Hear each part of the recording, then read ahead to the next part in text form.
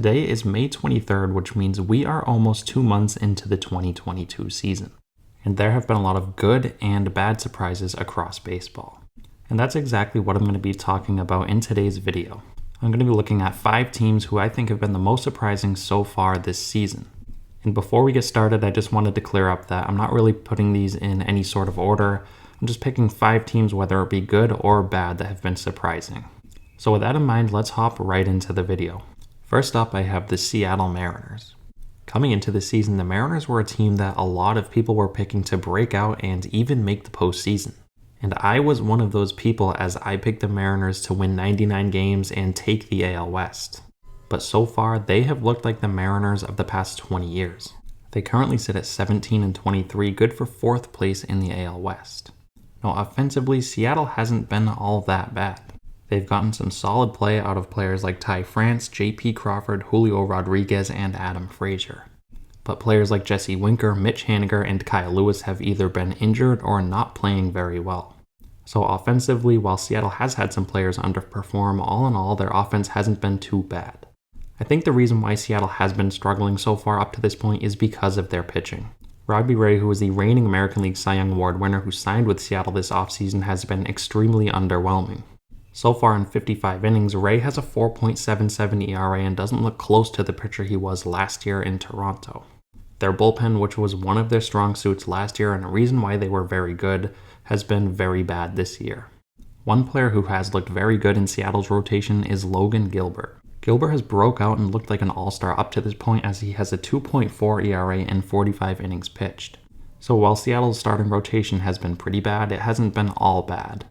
So all in all, I think Seattle's a better team than they've played like so far. I don't think they're a sub-500 team. I think if they want to finish over 500 and compete for a postseason spot, Robbie Ray's going to have to pick things up as well as their bullpen. Next up, I have the Los Angeles Angels. The Angels have come out of the gates on fire, as they currently sit at 2nd place in the AL West at 24-17. Now for the Angels, they obviously have a lot of star power, and even in the past with all these stars on their team, they have just underperformed year in and year out. But this year, it looks like things could be changing. What's bitten them in the past has been their starting rotation, which looks a lot better this year. Noah Syndergaard, who they picked up in the offseason, has been pitching very well, as he currently has a sub-4 ERA. They also have had great play from Patrick Sandoval, who has a sub-2 ERA. Michael Lorenzen, who was formerly a relief pitcher for the Cincinnati Reds, has been a starter so far in LA, and he's looked very good. And of course, you can't forget about Reed Detmers, who recently threw a no-hitter. And of course, they have the two-way superstar in Shohei Ohtani, who has also come out of the gates pitching pretty well. So up to this point in the season, this starting rotation looks like it could be good enough to carry the Angels to the postseason. As for their offense, it has been playing pretty well. Obviously, we have Shohei Ohtani and Mike Trout, who are both playing like MVP candidates. On top of that, you have the 2021 All-Star in Jared Walsh coming out this year, looking like he could be making yet another All-Star game appearance. And you can't forget about Taylor Ward, who has been one of the most exciting players to watch in baseball, because he's played like an MVP and no one was expecting this out of him. So as a whole, the Angels have been one of the most exciting teams to watch in baseball, and they've been very surprising, and I really do hope they keep this up. Next up, I have the Detroit Tigers. You could make a case that this team has been the single most disappointing team of 2022. As we stand today, they sit at 13-26, which is last place in the AL Central. For a team that was expected to compete in this division this year, it's been all around a very big disappointment. Javier Baez and Eduardo Rodriguez, their 2 big off-season pickups, have both been playing pretty bad. Baez is just barely hitting over 200 and just can't seem to get things going offensively. Rodriguez, who maybe hasn't been struggling as much as Baez, still has a 4+ ERA, which is a lot higher than the Tigers would have expected. Spencer Torkelson, their top prospect, has yet to get things going, as he is currently hitting 179. Other offensive bats who were expected to produce this year for Detroit, like Jonathan Schoop and Robbie Grossman, have also been disappointing. One bright spot for Detroit has been Tariq Skubal. So far, Skubal has a 1.81 ERA, and the way he's been pitching, it looks like he could be making his first All-Star appearance this year. So all in all, Detroit has been very disappointing and very surprising, and I'm not too sure if they're going to pick things up. They right now look like a 70-win team. Next up, I have the New York Yankees. As of today, the Yankees hold the best record in all of baseball at 28-10. Looking at the Yankees preseason, they were expected to be a good team and a playoff team at that, but I was not expecting them to be the best team in baseball. Aaron Judge has come out looking like the leading candidate for AL MVP as he currently leads all of baseball with 14 home runs. You also have Giancarlo Stanton and Anthony Rizzo, who both have 10 plus home runs of their own. And you can't forget about other players like DJ LeMahieu, Josh Donaldson, and Gleyber Torres, who are also playing great. So offensively, the Yankees look like a powerhouse, and really the only thing I can see getting in their way is injuries. As for their starting rotation, it has been very good. Nestor Cortez has been a huge surprise so far as he looks like an AL Cy Young candidate as he has a 1.35 ERA. Garrett Cole is looking like the Garrett Cole we've seen over the past 5 years.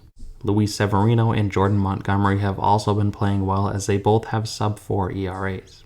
As for their bullpen, Aroldis Chapman has been pitching very solid. And they also have breakout relievers in Michael King and Clay Holmes, who both have sub 1.5 ERAs. So as a whole, the Yankees look unstoppable right now, and they have been a very big surprise, and I don't see them slowing down anytime soon. And last but certainly not least, I have the New York Mets. Now I know they might not be a very surprising team since on paper they were expected to be very good. But I've said this over and over again, I just didn't think they were going to be this good considering they're the New York Mets. They've been known in the past to collapse year in and year out with some of the best rosters in baseball. And that's still not out of the question this year. But I can't deny, up to this point, they have been one of the league's best. Pete Alonso has looked like a legitimate MVP candidate. And they've also gotten some great offensive production out of players like Francisco Lindor, Starling Marte, Jeff McNeil, and Brandon Nimmo. And their starting rotation has been pretty dominant as well. Max Scherzer up to this point has been pitching like an ace, but unfortunately he just got news that he is going to be out 6 to 8 weeks due to an oblique strain. Chris Bassett, another offseason pickup, has been pitching very well as he has a sub-3 ERA. Edwin Diaz, who has been known to be up and down over the past couple seasons, has been pitching very good this year as he has an ERA a touch above 2. As we stand today, the Mets are 26-14, good for first place in the NL East, and they've been doing it without their legit ace in Jacob deGrom. The last time we saw Jacob deGrom, he was the best pitcher in baseball, and it wasn't even close. So if he comes back and pitches anywhere near the way he did before the injuries, he's going to provide a big boost to this starting rotation that has already been one of the best in baseball. So while the Mets might not be a big surprise to a ton of people, they've been a big surprise to myself. So there you have 5 of my most surprising teams in baseball up to this point. Let me know what you guys think down below, any teams I missed out on, or any of the teams you guys might agree with that we talked about today. As always, if you guys do enjoy the content, feel free to subscribe. I'm going to continue to post a lot more videos here as we go further into 2022. And lastly, I want to thank you guys again so much for watching, and I'll see you next time.